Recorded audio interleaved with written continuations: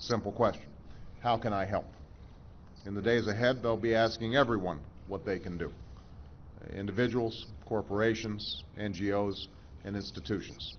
And I urge everyone who wants to help to visit www.clintonbushhaitiFund.org. We're fortunate to have the service of these two leaders. President Bush led America's response to the Asian tsunami, aid and relief that prevented even greater loss of life in the months after that disaster. And his administration's efforts to fight against HIV/AIDS in Africa treated more than 10 million men, women, and children. As president, Bill Clinton helped restore democracy in Haiti. As a private citizen, he has helped to save the lives of millions of people around the world. And as the United Nations Special Envoy to Haiti, he understands intimately the daily struggles and needs of the Haitian people. And by coming together in this way, these two leaders send an unmistakable message to the people of Haiti and to the people of the world. In these difficult hours, America stands united.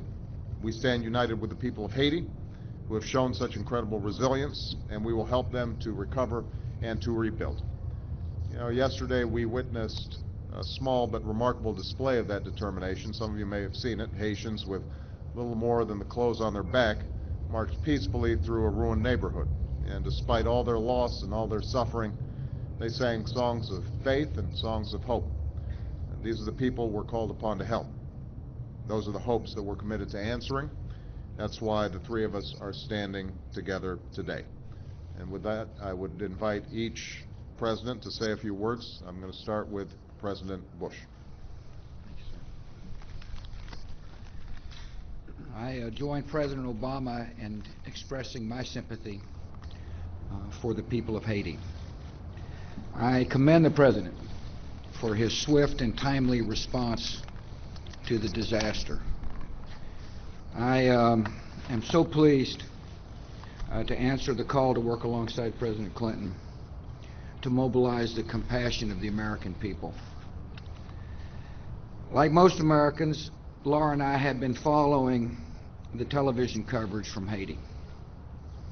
Our hearts are broken when we see the scenes of little children struggling without a mom or a dad, or the bodies in the streets, or the physical damage of the earthquake. The challenges down there are immense, but there's a lot of devoted people leading the relief effort. From government personnel who've deployed into the disaster zone to the faith-based groups that have made Haiti a calling. Most effective way for Americans to help the people of Haiti is to contribute money. That money will go to organizations on the ground, and it'll be who will be able to effectively spend it. I know a lot of people want to send blankets or water. Just send your cash. One of the things that President and I will do is to make sure your money is spent wisely. As the President Obama said, you can look us up on ClintonBushHaitiFund.org. Haitian people have got a tough journey. Yet, it's amazing how terrible tragedies can bring out the best of the human spirit. We've all seen that firsthand when American citizens responded to the tsunami, or to Katrina, or to the earthquake in Pakistan. And President Clinton and I are going to work to tap that same spirit of giving to help our brothers and sisters in the Caribbean.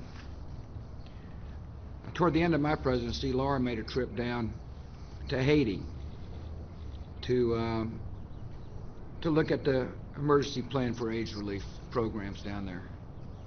I remember clearly her coming back and telling me about the energy and optimism of the people of Haiti. There's just an unbelievable spirit amongst the Haitian people. And while that earthquake destroyed a lot, it didn't destroy their spirit. So the people of Haiti will recover and rebuild. And as they do, they know they'll have a friend in the United States of America. Mr. President, thank you for giving me the chance to serve. Thank you. I appreciate it. Thanks. Yep. First, I want to thank President Obama for asking President Bush and me to do this, and for what I believe has been a truly extraordinary response on the part of the American government.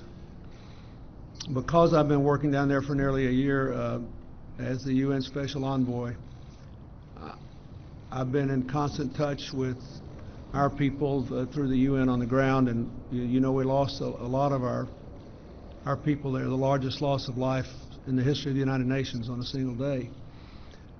The United States has been there from the beginning. The military has been great. The response by the State Department and AID has been great. I just can't say enough about it, and the people in Haiti know it, and I'm grateful. Secondly, I'd like to thank President Bush for agreeing to do this, and for the concern he showed for Haiti. You know, before this happened, my foundation worked with the PEPFAR people on the AIDS problems in Haiti, and I saw how good they were and what they did and how many lives they saved. Finally, let me say that I don't have to read the website because they did, but I want to say something about this. Right now, all we need to do is get food and medicine and water and a secure place for them to be. But when we start the rebuilding effort, we want to do what I did with the President's father in the tsunami area. We want to be a place where people can know their money will be well spent, where we will ensure the ongoing integrity of the process. And we want to stay with this over the long run. My job with the UN basically is not at all in conflict with this because I'm sort of the outside guy. My job is to work with the donor nations, the international agencies, the business people around the world to try to get them to invest there, the non-governmental organizations, the Haitian diaspora community. I believe before this earthquake, Haiti had the best chance in my lifetime to escape its history, a history that Hillary and I have shared a tiny part of. I still believe that. The Haitians want to just amend their development plan to take account of what's happened in Port-au-Prince and West, figure out what they got to do about that, and then go back to implementing it. But it's going to take a lot of help and a long time. So I'm just grateful that President Bush wants to help, and I've already figured out how I can get him to do some things that he didn't sign on for.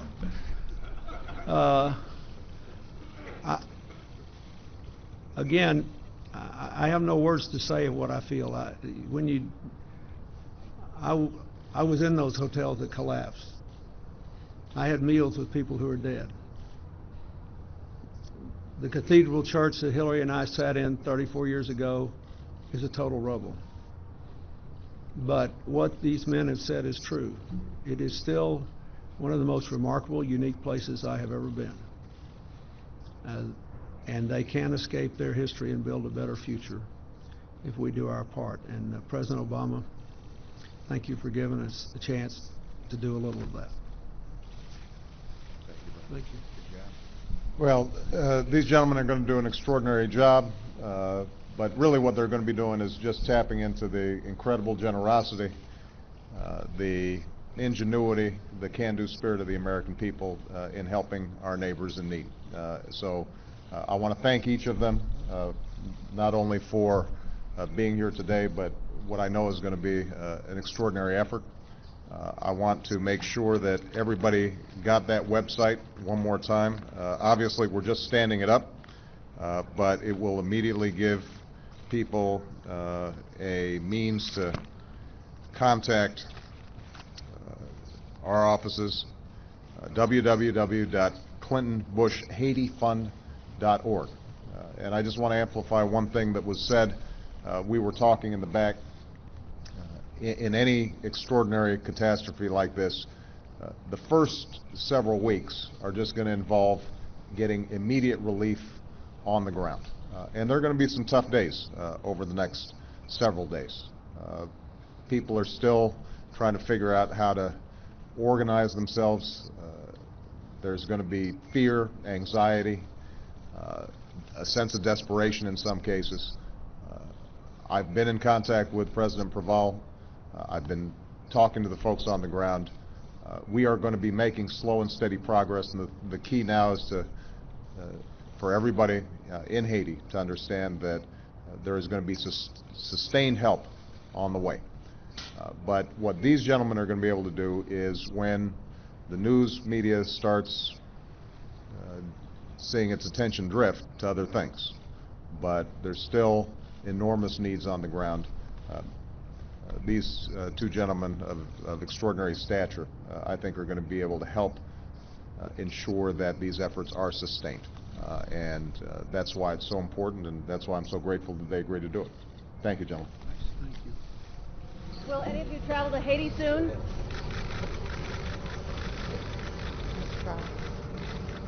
What about Secretary Clinton there this morning, Mr. President?